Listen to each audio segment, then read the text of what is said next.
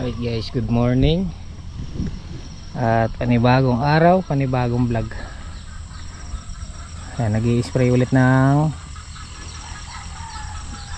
pang insekto si Apon Dabo. Ayan, maaga na naman nag-spray.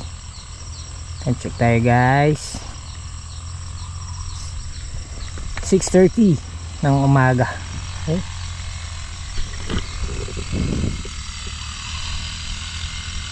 Sasabay ko na si Melay. Yung si Melay ayaw umangkas. Dito tayo dumaan sa likod.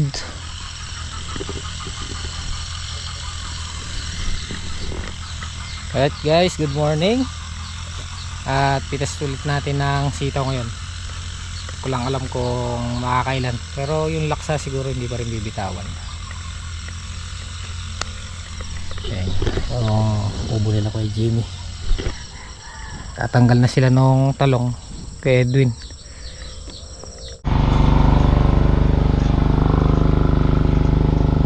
Medyo atras na yung pitas natin guys.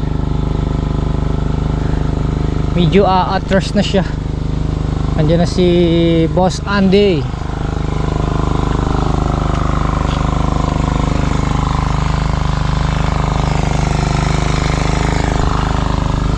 Si Boss Andy pa lang.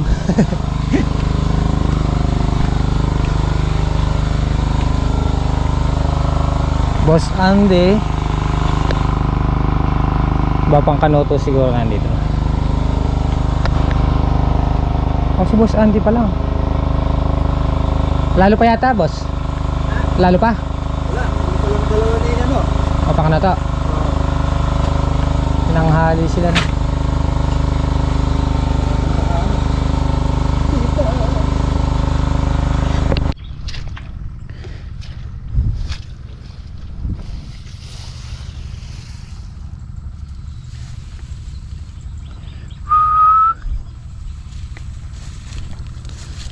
Alay.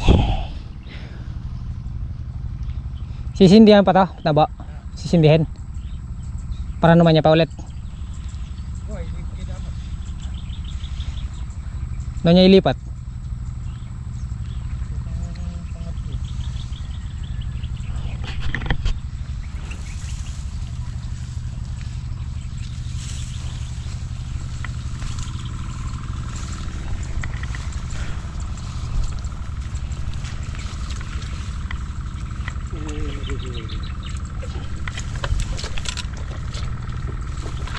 Minsan na ako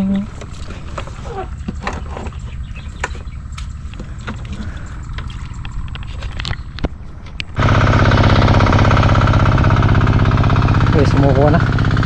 Patubigin pa yung palay. Ha?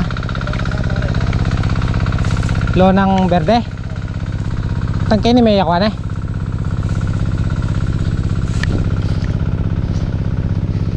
Tipakin?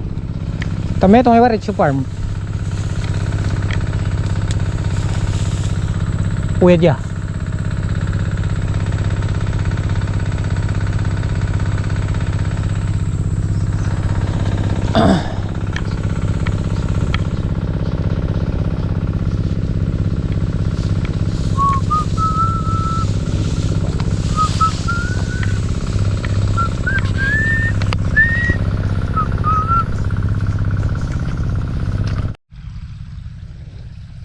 Okay.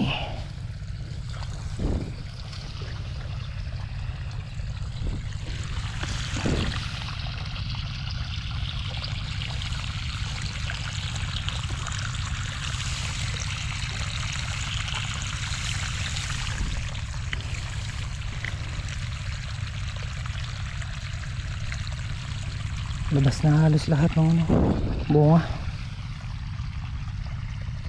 Labas na halos lahat ng bunga. Kaya lagi natin pinututubigan.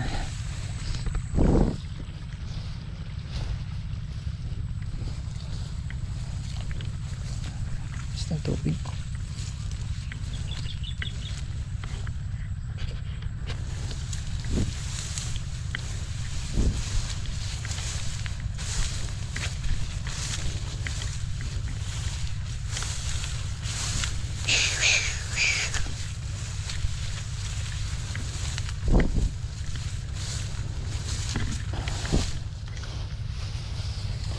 Ang harvest daw nito kung hindi mga nasa 20 or 25 September harvest.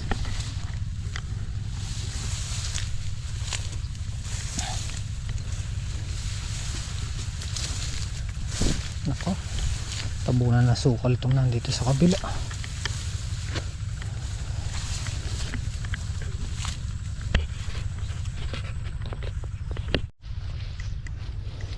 Ipalay natin guys.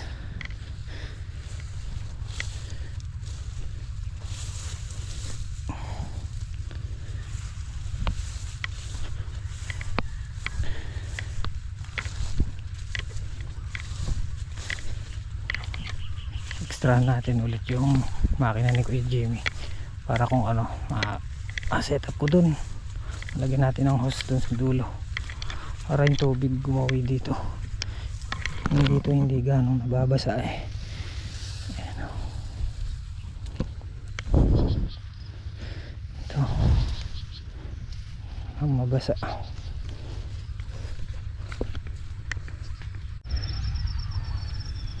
Meron na rin dito yung tinamaan pala, bukod dun sa na-vlog natin dun sa umpisa dun, meron na rin dito ayun, yung mga natuyo. Nasa ilalim kasi sila ng ano eh, yung mga insekto. Suggestion nila dito, dapat malagyan muna lang siya ng tubig bago ma-spray. Yun yung sabi nila, para yung mga insekto umangat. Yung insekto kasi nasa ano, nasa ilalim ng lupa, ay nasa ilalim ng ano, puno ng palay. Ayan o, tutuyo.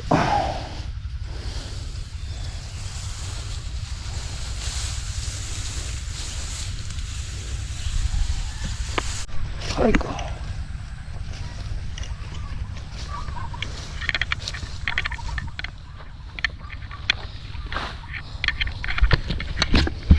Set up natin tong hose papunta dun sa dulo dun.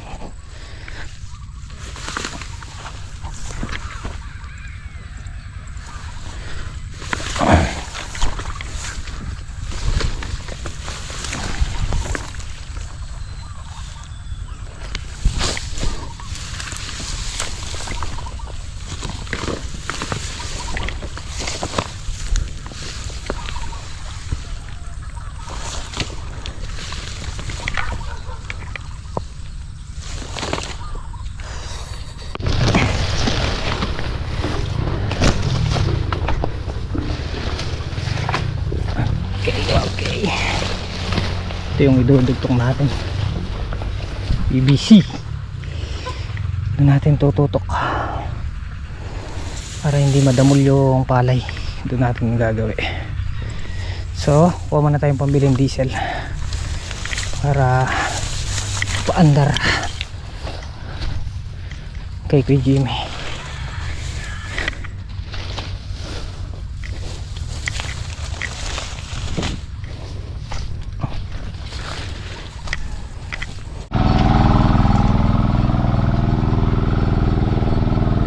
Yung pambiling diesel.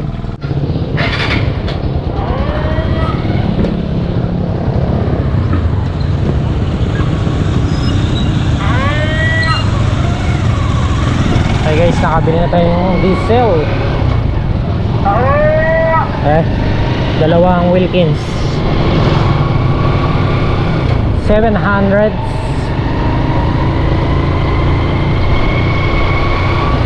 Tara, para masindihan na yung isang makina.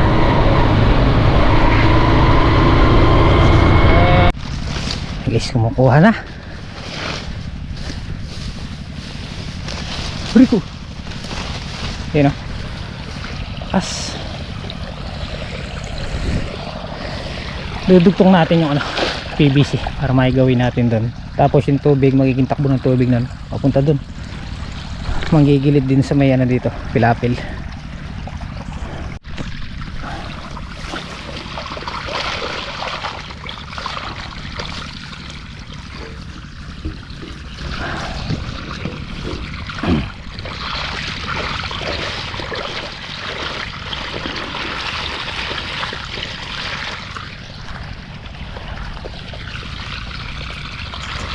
Liit pa ng goma ko.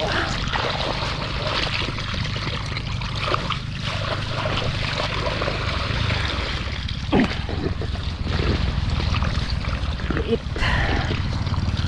Maliit ng goma. Sakto lang.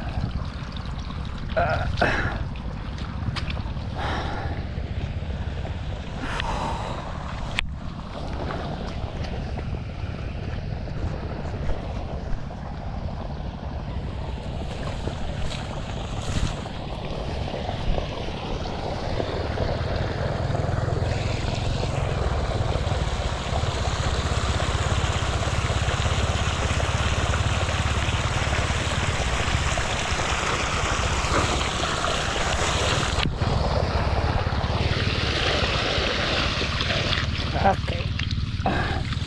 Okay.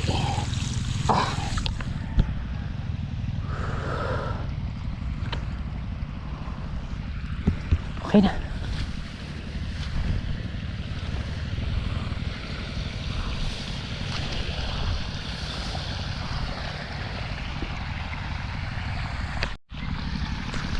Okay guys, okay na. So hindi dito naman yan yung mababasa ang gawin dito. Papunta rin yung tubig. Kahit iwanan na natin yan guys. Ano yun, maghapon yan. Baka mag overnight pa. Ano yun eh, isang Wilkins na diesel. Matipid lang naman yung ano, makina ni Kuya Jimmy. Yan, maraming salamat nga pala kay Kuya Jimmy. At yun nga, na-extra natin yung makina nila dito pagka hindi nila ginagamit.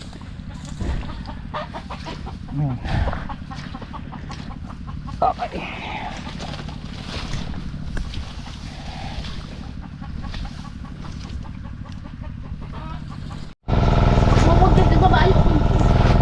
Ba't naman? May matris ka naman. Ba't may na-post ka na ba? Tama na rin. Tama na! Ito! Mangarap lang ako, Chase. Ayaw ko nga eh. Mahirap. Ganda ng batang Joan! Mahaba yan, Joan. Oy, Jenny! 5 pesos na yan. Sa akin ka bibili buka sa anong artist ha? Pag hindi ka bumili sa akin, hindi na ako nabibili. Wala pa pasok sa Lunes? Ha? Ito ka bibili sa akin ha? Na? Ito ka bibili ng baon mo na? Huwag ka nang bibili kayo ma.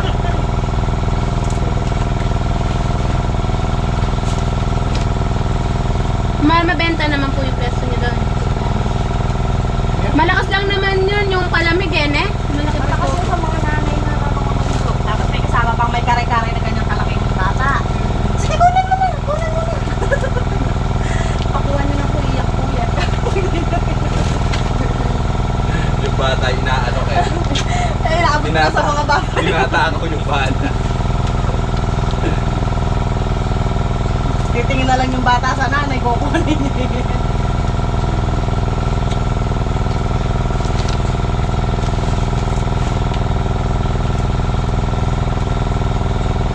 Nakapula ko pala. Wala ata dito. Sino naman may nahanap mo? Ako kahapon lang nabuhay eh. Ano? Kahapon lang daw na po. Ito na kasi ko pang! Diyos ko! Umiyak ka. Eh, sabi nito, patay na. Hindi, nagano ng tanong daw. Andyan siya yan, nakaupo Nag-i-expo siya ba sa yan? tanungan doon. Ay, kung You know, lakas magpatubig. Maabot na dun yung ano, tubig. Time check tayo guys, alas 10. Ay, alas 10 na pala pasado. 10:30.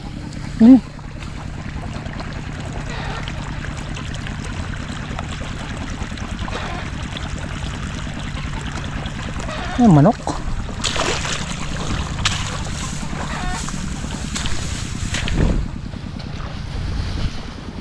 Nakarating ang tubig dito.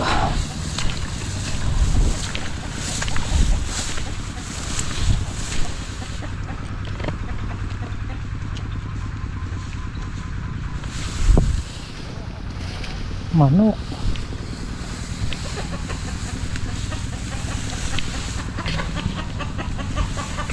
Manok pala eh.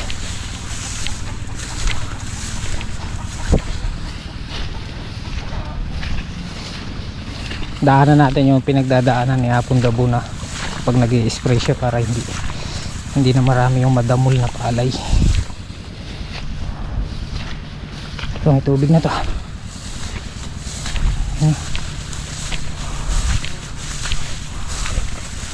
Ito may tubig na to.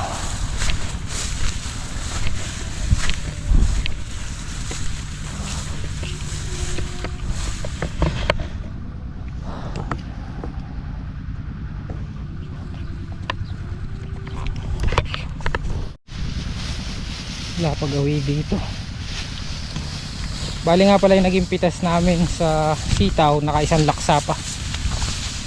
92 goods saka 14 segunda. Medyo tumaas ang konti yung presyo. 35 na siya. 35.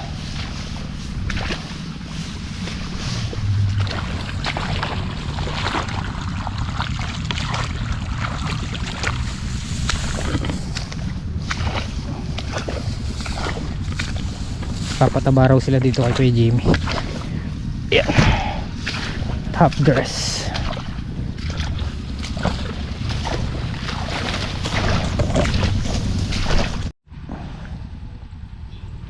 Yeah. Kunin ko na rin yung clips niya, no? Kuya Jimmy. Wiiw! Oh. Ano na yan, last na pataba na rin yung kay Kuya Jimmy. Top dress para sa ano, sa bunga complete pasalubong.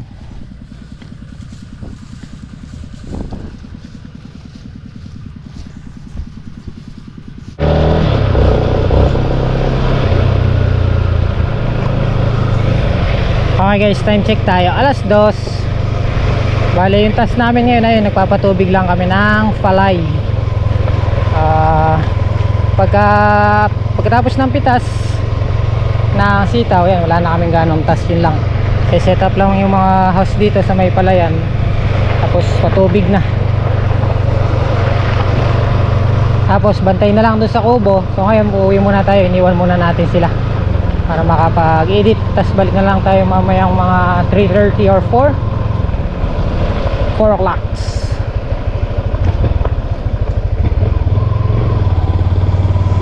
Tanghali yung ano ko guys, pag-i-edit.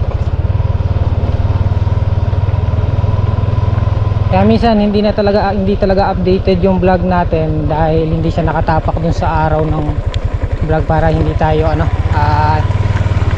tawag doon, nape-pressure sa paghahabol ng edit.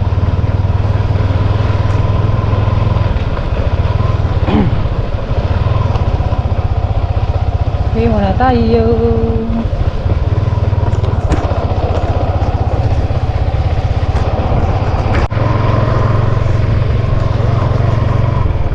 Alright guys, pabalik na tayo sa farm. Makulimlim. Maandar pa rin yung makina. Ayun, patubig natin dito dumaan sa may pilapil nila kay Jimmy. Maandar pa rin, bro. Sigurado marami nang nalagyan yan. Marami na rin tayo napatubigan. Pinaandar natin kaninang umaga. Alas 3 na at mukhang uulan.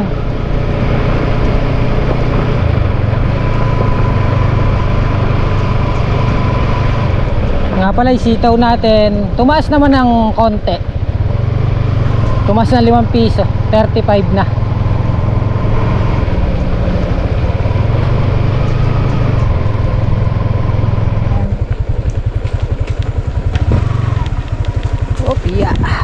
Opya. Dito sila dyan. Ayan, Hapon Dabo. Sila Tatang Solid and Babang Kanoto nagsiuwian na kanina ang pagkayari naming pumitas. Kaya minsan-minsan, hindi pala pa minsan-minsan, tuwing hapon nandito kami bago mag alas 6 umuwi na rin kami.